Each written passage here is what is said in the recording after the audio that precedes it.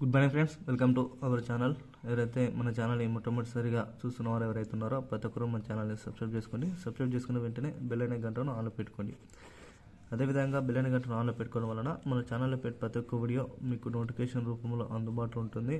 అందరికంటే ముందుగా మీరు చూడడానికి అవకాశం అనేది ఎక్కువ మోతాదులో కనిపించడం జరుగుతుంది. ఎందుకంటే ఇలా నోటిఫికేషన్ రూపంలో వచ్చే ప్రతి ఒక్క వీడియో మీరు చూడడానికి అవకాశం అనేది ఎక్కువ మోతాదులో కనిపిస్తుంది. అంటే ఎవరైతే మన ఛానల్ని సబ్స్క్రైబ్ చేసుకుంటేనే బెల్ అనే గంటను ఆన్లో పెట్టుకొని వీడియో నచ్చినట్లయితే లైక్ చేయండి.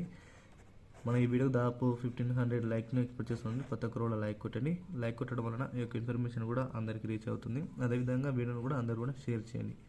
మీ వాట్సాప్ గ్రూపులలో కానీ మీ ఇన్స్టాగ్రామ్లలో కానీ ప్రతి ఒక్కటి కూడా ఉద్యోగులకు పెన్షనర్లకు అందే విధంగా ప్రతి ఒక్కరు కూడా వీడియో అయితే అందరూ కూడా షేర్ చేయడానికి ప్రయత్నించండి. ఈ యొక్క ఇన్ఫర్మేషన్ అనేది పూర్తిగా తెలుసుకునే ప్రయత్నిద్దాము. అదేవిధంగా వీడియోని ఇక్కడ స్కిప్ చేయకుండా ఎన్ని వరకు చూడడానికి ప్రయత్నించండి. లేట్ చేయకుండా వివరాలకి వెళ్ళిపోయినట్లయితే ఉద్యోగులకు పెన్షనర్లకు డిఏ 18 విడుదల, జీతాలు పెన్షన్లు భారీగా పెంపు. ఉద్యోగులకు సంబంధించి ఎవరైతే జాబర్స్ అదేవిధంగా పెన్షనర్స్ ఎవరైతే ఉన్నారో వారికి సంబంధించిన ఒక వార్త రావడం జరిగింది. నిన్న చూసుకున్నట్లయితే అందరికీ దాదాపు మనకు ఐఆర్ అనేది దాదాపు 24%గా అమలయ్యింది.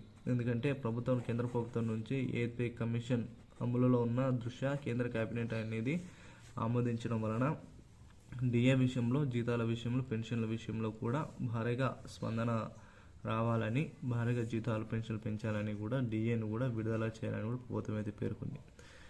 అయితే ఈ రోజు నుండి డిఏ అనేది దాదాపు 18 వరకు విడుదల చేయాలి. అంటే డిఎన్ఎస్ అలవెన్స్ ఏదైతే ఉందో డిఎన్ఎస్ అలవెన్స్ అనేది ప్రతి ఒక్కరు కూడా అందే విధంగా ప్రభుత్వం అయితే ప్రోత్సాహాలు కల్పించే విధంగా డిఎన్ కూడా విడుదల చేయాలని కూడా ప్రభుత్వం అయితే తెలపడం జరిగింది. అదేవిధంగా వారి యొక్క శాలరీస్ చూసుకున్నట్లయితే మనకు దాదాపు 8వ వేతన సంఘం ఏదైతే మనకు 8th పే కమిషన్ ఏర్పడిందో దాదాపు అన్ని కేంద్ర ప్రభుత్వ ఉద్యోగులకు కానీ రాష్ట్ర ప్రభుత్వ ఉద్యోగులు కానీ గవర్నమెంట్ జాబర్స్ ఎవరైతే ఉన్నారో వారి కంపల్సరీగా ఈ యొక్క జీతాలు అనేది భారీ సంఖ్యలో పెరగనుంది. ఎందుకంటే గత 7th పే కమిషన్ ఉన్నప్పుడు జీతాలు అంతంత మాత్రం ఉండేది. ప్రస్తుతానికైతే జీతాలు అనేది భారీగా పెంచడానికి అవకాశాలు అయితే కనబడుతున్నాయి.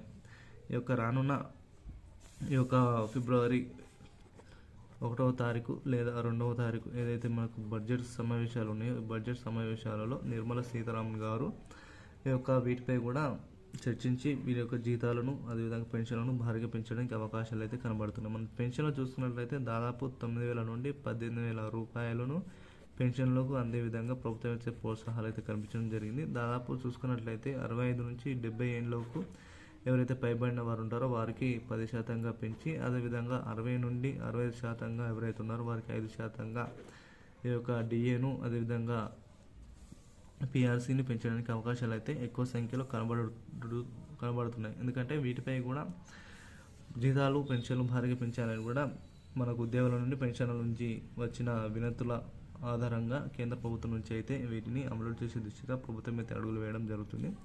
అదేవిధంగా మనకు తెలంగాణలో పెన్షన్కు సంబంధించి ఎవరైతే పెన్షన్ కోసం వెయిట్ చేస్తున్నారో వారికి సంబంధించిన 4,016 రూపాయలు, అదేవిధంగా 6,016 రూపాయలు అన్ని ఆసరా పెన్షన్లు దాదాపు అన్ని డిస్ట్రిక్ట్స్ వారికి అయితే పడడం జరిగింది. ఎవరైతే డిస్ట్రిక్ట్స్ అయితే పడలేదో వారందరూ కూడా మరికొద్ది క్షణాల్లోనే ఈ యొక్క ఆసరా పెన్షన్ పడడం జరుగుతుంది.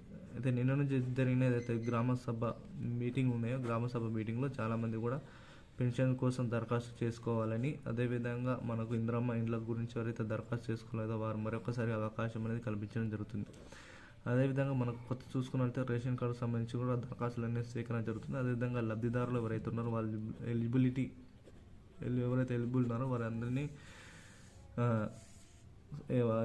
తీసుకున్న తర్వాత ఈ యొక్క కొత్త రేషన్ కార్డులను జనవరి 26 తారీఖు నుంచి ఇందిరమ్మ ఇండ్లకు సంబంధించిన పట్టాలు అదేవిధంగా రేషన్కు సంబంధించిన కొత్త రేషన్ కార్డులన్నీ కూడా 26 తారీఖు నుంచి ప్రతి ఒక్కరు కూడా గ్రామాల వారీగా ఇవి అర్హులను విడుదల చేయనున్నారు. ఎందుకంటే ఈ యొక్క ఇండ్లకు సంబంధించి కూడా ప్రతి ఒక్కరు కూడా అందరికీ లిస్ట్ కూడా ఆన్లైన్లో పొందుపరచడం జరిగింది. ప్రతి ఒక్కరు కూడా కింద మన డిస్క్రిప్షన్లో అయితే మనకు లింక్ అయితే ప్రొవైడ్ చేయడం జరుగుతుంది. ఈ లింక్ను క్లిక్ చేస్తే మీరు ఆన్లైన్లో ఎవరైతే దరఖాస్తు చేసుకున్నారో వారందరి అప్లికేషన్ ఉన్నాయా లేదా ప్రతి ఒక్కరు చెక్ చేసుకోవడానికి అవకాశం అనేది కనబడుతుంది. కాబట్టి ప్రతి ఒక్కరు కూడా వీలైనంత త్వరగా ఆ వీడియోని అయితే అందరూ కూడా షేర్ చేయడానికి ప్రయత్నించండి. షేర్ చేయడం వలన ఈ యొక్క ఇన్ఫర్మేషన్ అనేది యావత్ తెలంగాణ ప్రజానికానికి కానీ ఆంధ్రప్రదేశ్ ప్రజానికానికి కానీ ఉద్యోగులకు పెన్షనర్లకు అనేది వెళ్ళిపోవడం జరుగుతుంది.